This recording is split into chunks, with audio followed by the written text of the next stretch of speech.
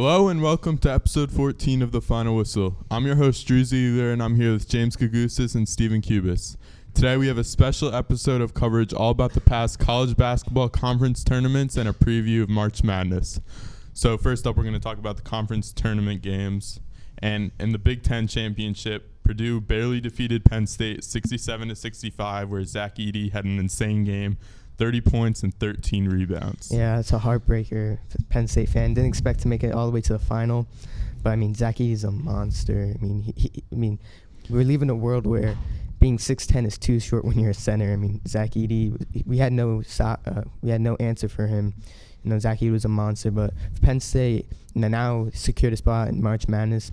I think, going into the tournament high, I was very impressed for them to make it all the way to the final. But for Purdue, I wasn't really that impressed. I mean, they barely beat Rutgers. They crushed Ohio State, and then they almost blew it against Penn State. I mean, they had a 17-point lead with 5 minutes left. So it's a little bit of concern for Purdue. I mean, yeah, Purdue, way to win the championship. I mean, you're supposed to do that. You're the powerhouse of that conference. I mean, Penn State's a shocker, obviously a surprise team, and I'm glad to see that they made it to the tournament. You know, I'm going to pick them go far away now because teams like that who are red hot like that are teams that are going to make their runs. Purdue, that was not as good as I thought. I mean, hey, what is Penn State going to do when you have the best center in the country you're playing against? It's really hard to stop a guy like that when you don't have a guy that can match him. Yeah, teams entering March Madness, coming hot off of conference tournament, that obviously can only help them. And now over to the Big 12. Texas destroys Kansas 76-56. And forward Dylan Disu had 18 points and 6 rebounds for the Texas Longhorns. I mean, there's something off about Kansas. I don't know. I feel like they can't win that big game. I feel like they had that problem early on in the year, and they just had it again. I mean, hey, Texas is an awesome team and everything, but it was a great win. They deserved it all. Obviously, they won by 20. But Kansas, I mean, they just can't get that big game. I don't know why. Yeah, maybe it's because Bill Self wasn't there. I'm not sure, but Texas destroyed that game. They looked like the number one team in that conference. They looked like Kansas in that game. Dominating the big game. Big important game. So I mean, Marcus Carr for Texas. I mean, he was amazing for them in that game. And for Kansas, I mean, putting up 56 points against Texas. That's not good. That's not going to cut it. Now that we're in tournament postseason, I mean, I think Kansas, they could still make it far, but Texas is the team in the Big 12 to beat in March Madness. Yeah, Kansas still got that 1 seed, but Texas, a very well-rounded team, a bunch of players in that game with 15 to 20 points. And now over to the SEC, the number 1 team in college basketball, Alabama. They beat Texas A&M 82-63 in a blowout win. Brandon Miller, their star player, 23 points and 12 rebounds. Yeah, I mean, this was expected. I mean, Alabama is unanimously, the best team in the country. I mean, Brandon Miller is probably one of the best players in the country.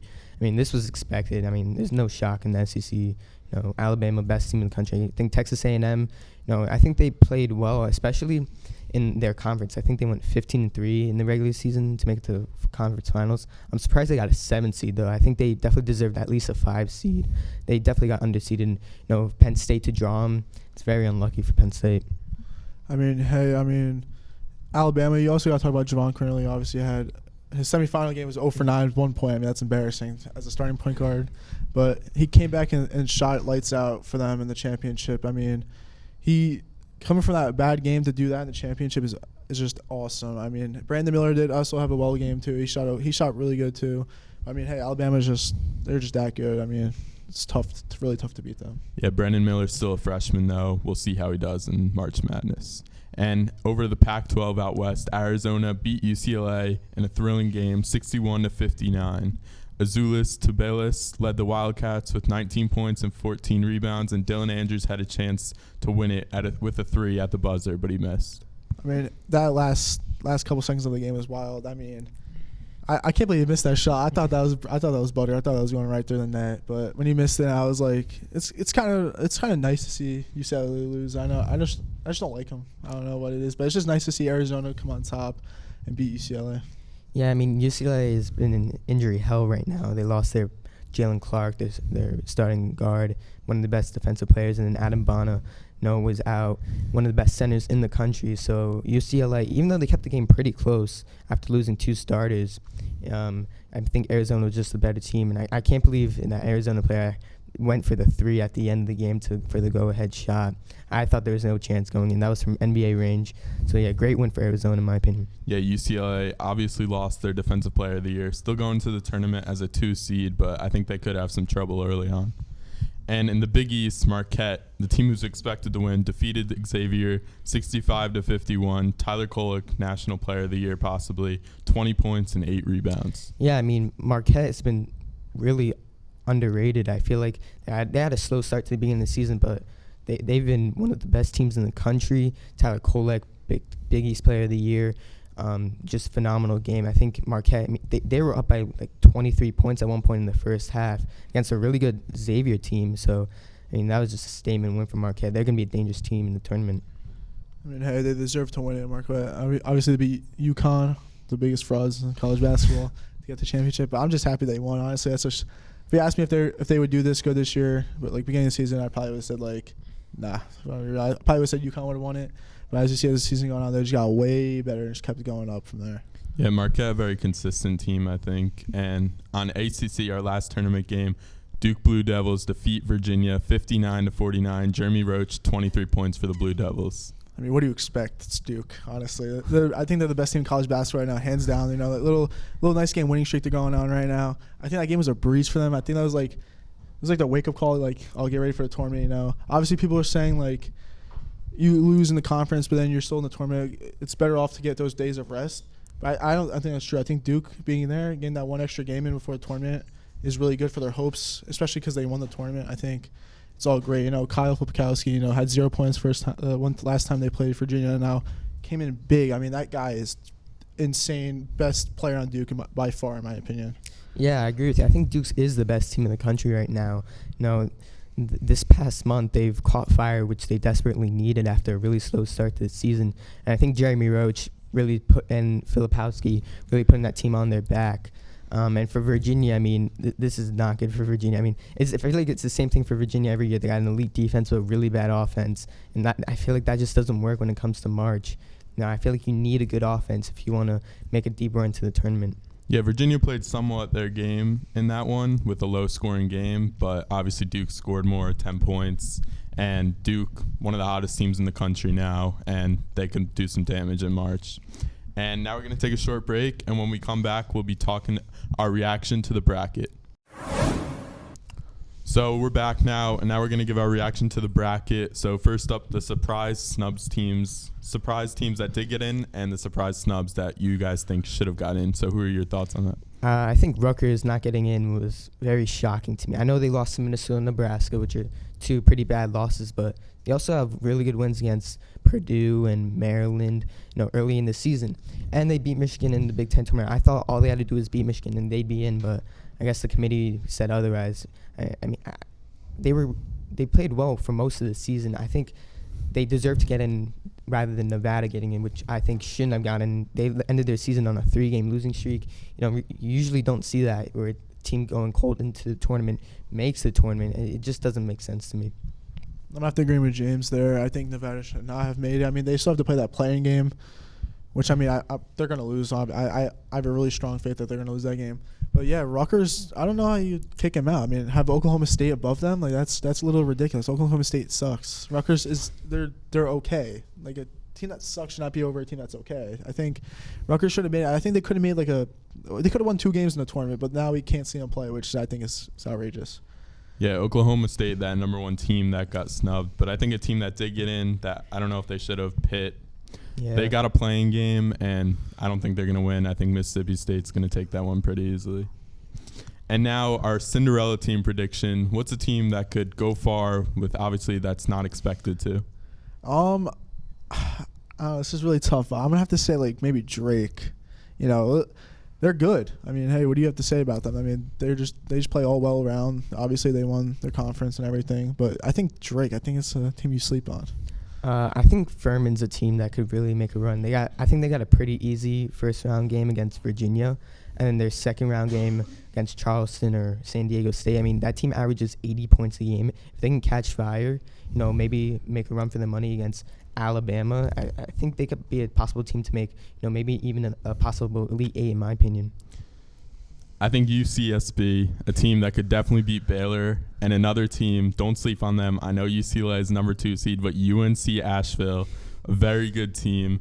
They have a bunch of shooters, and UCLA just lost their star defender, and I think UNC Asheville has got a shot in that one.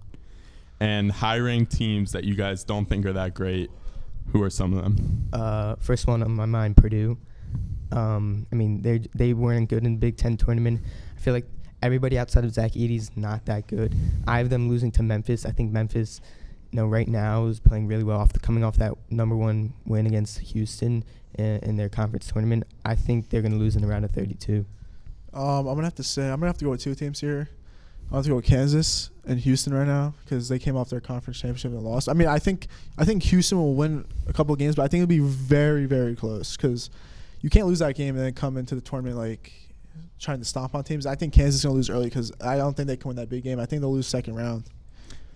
I think a team that's not that great, Arizona. They've got a pretty tall lineup, but I just don't think they're that great. And I just think UCLA is better, even though I said that UNC Asheville can beat them. And teams we just kind of went over, but teams on upset alert, who are some of those teams? I'm going to agree with him. I'm going to say Furman over Virginia. I think that's going to be a big one. I mean, don't sleep on Colgate. I heard Colgate's a very, very good shooting team. I mean, very good shooting teams in March are scary, especially when you're down by 2 minutes left and all you do is chucking up shots. I mean, I wouldn't be surprised if one of these sneaky, really good shooting teams will upset. Yeah, I got another 13 seed. I got Louisiana over Tennessee. I think that's definitely an upset possibility. Tennessee, super inconsistent. I've been saying it all year, super inconsistent. If they don't come out as the team they were playing when they were one of the top 5 teams in the country, I think they'll definitely get blown. They might get blown out against Louisiana. Louisiana is a good team. I said UCSB earlier. I like that pick also, but Virginia Commonwealth, VCU, I think they could win as that 12 seed. And another team, I think just going to be one of the better games in the first round, Oral Roberts versus Duke. I think Duke will still come out on top, but that'll be a great game. So now we're going to take a short break, and when we come back, we'll be giving our Elite 8 predictions for March Madness.